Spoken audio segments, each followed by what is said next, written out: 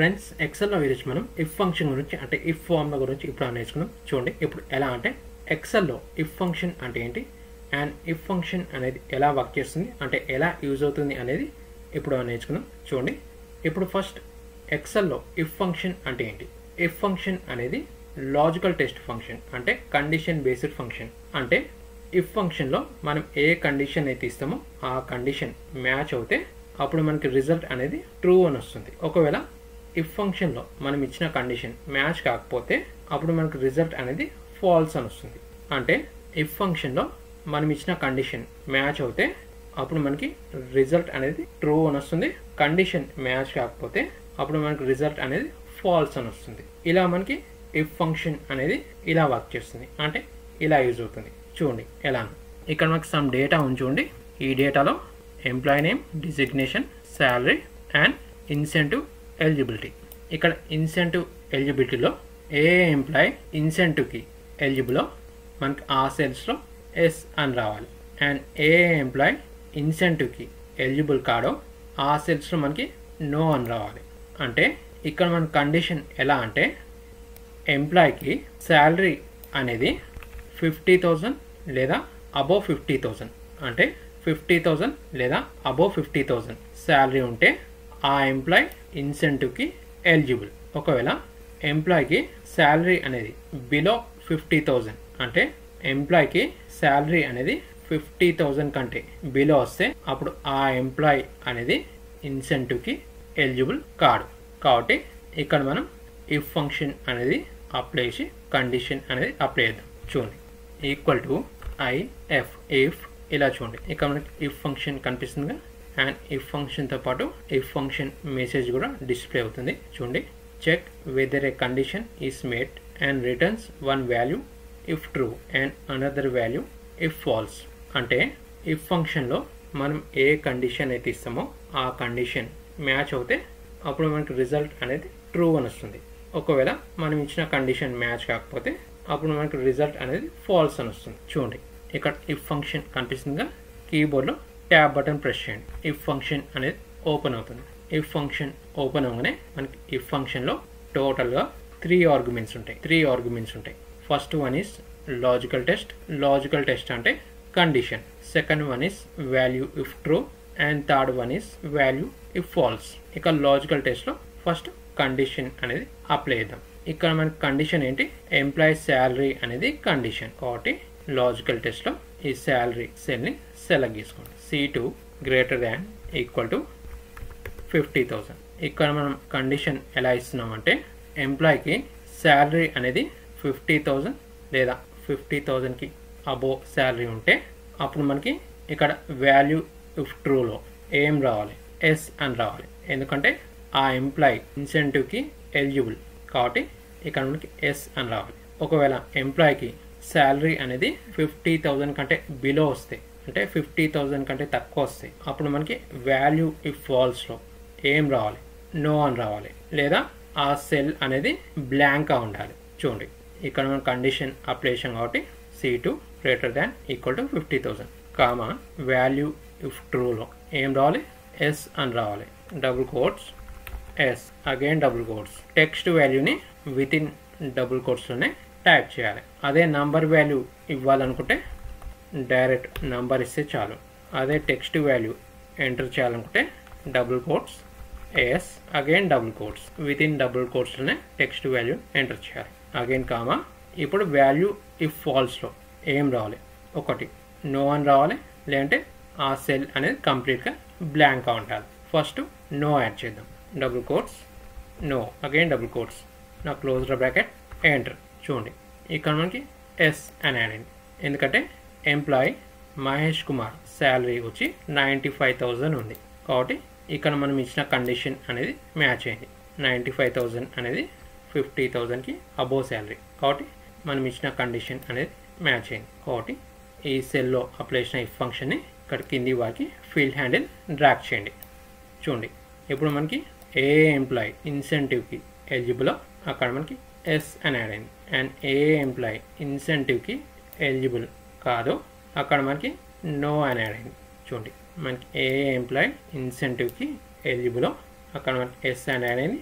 And A employee ఇన్సెంటివ్కి eligible కాదు, అక్కడ మనకి నో అని యాడ్ అయింది. ఇక్కడ మనకి నోకి బదులు ఆ సెల్ని కంప్లీట్గా బ్లాంక్గా చూపించాలనుకుంటే అప్పుడు ఈ సెల్లో అప్లై చేసిన ఇఫ్ ఫంక్షన్ని ఎడిట్ చేసి ఇక్కడ మనం వాల్యూ ఇఫ్ ఫాల్స్లో నో ఇచ్చాం కదా, నోని రిమూవ్ చేయండి.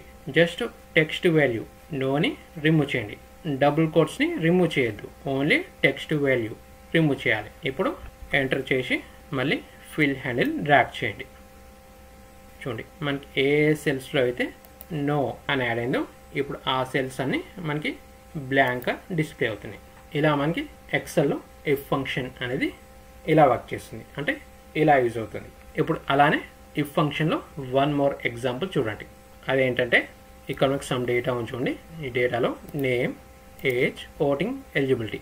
ఇక్కడ ఓటింగ్ ఎలిజిబిలిటీలో ఏ పర్సన్ ఓట్ వేయడానికి అంటే ఎలక్షన్ టైంలో ఓట్ వేయడానికి ఎలిజిబుల్లో ఆ సెల్స్లో మనకి ఎలిజిబుల్ అని రావాలి.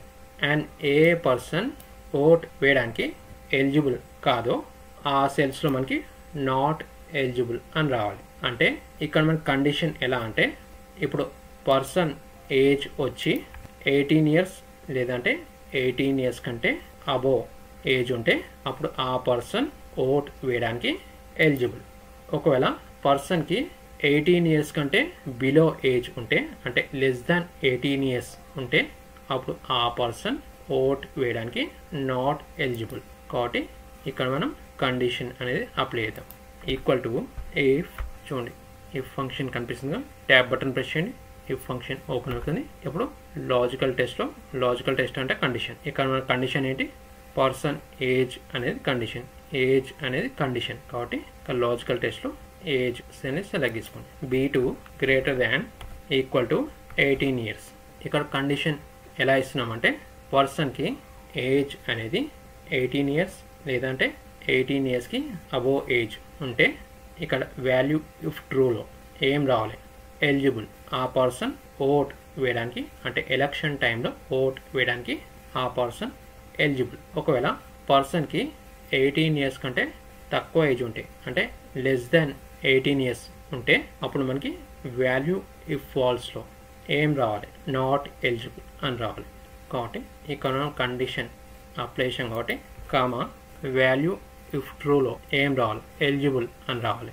కాబట్టి double quotes eligible, again double quotes, again comma value if ఫాల్స్లో ఏం రావాలి, నాట్ ఎలిజిబుల్ అని రావాలి. Double quotes not eligible, again double quotes. నా క్లోజ్ ద బ్రాకెట్, ఎంటర్.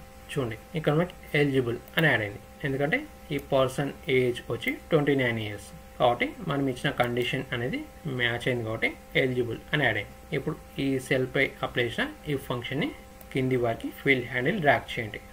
చూడండి మనకి ఎక్కడెక్కడైతే కండిషన్ మ్యాచ్ అయిందో అక్కడ ఎలిజిబుల్ అని యాడ్ అయింది, ఎక్కడైతే కండిషన్ మ్యాచ్ కాలేదో అక్కడ మనకి నాట్ ఎలిజిబుల్ అని యాడ్ అయింది. అంటే ఏ పర్సన్ ఓట్ వేయడానికి ఎలిజిబుల్లో అక్కడ మనకి ఎలిజిబుల్ అని యాడ్ అయింది, అండ్ ఏ పర్సన్ ఓట్ వేయడానికి ఎలిజిబుల్ కాదో అక్కడ మనకి నాట్ ఎలిజిబుల్ అని యాడ్ అయింది. ఇలా మనకి ఎక్సెల్లో ఇఫ్ ఫంక్షన్ అనేది ఇలా వర్క్ చేస్తుంది, అంటే ఇలా యూజ్ అవుతుంది. ఇప్పుడు అలానే ఇప్పుడు మనం ఇక్కడ ఇఫ్ ఫంక్షన్లో value if true and value if ఫాల్స్లో eligible and not eligible within double కోట్స్లో టైప్ చేసి పెట్టాం కదా. ఇలా కాకుండా ఇక్కడ సెల్స్లో ఎలిజిబుల్ అండ్ నాట్ ఎలిజిబుల్ ఈ సెల్లో ఉన్న వాల్యూస్ని కూడా మనం value if true and value if ఫాల్స్లో సెలెక్ట్ చేసుకోవచ్చు. ఒకసారి చూపిస్తాను చూడండి.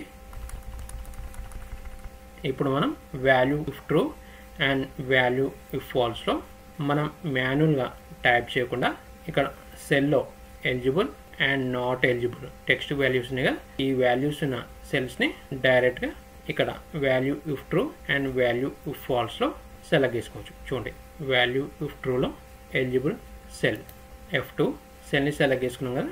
ఇప్పుడు కీబోర్డ్లో F4 కీ ప్రెస్ చేసి ఆ సెల్ని ఫిక్స్ చేయండి, లాక్ చేయండి.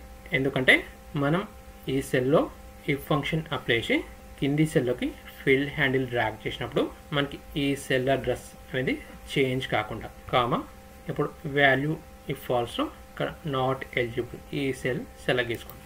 F3 ఈ సెల్ని కూడా ఫిక్స్ చేయండి, లాక్ చేయండి. కీబోర్డ్లో F4 కీని ప్రెస్ చేసి నా క్లోజ్డ్ బ్రాకెట్ ఎంటర్. ఇప్పుడు ఫిల్ హ్యాండిల్ డ్రాగ్ చేయండి.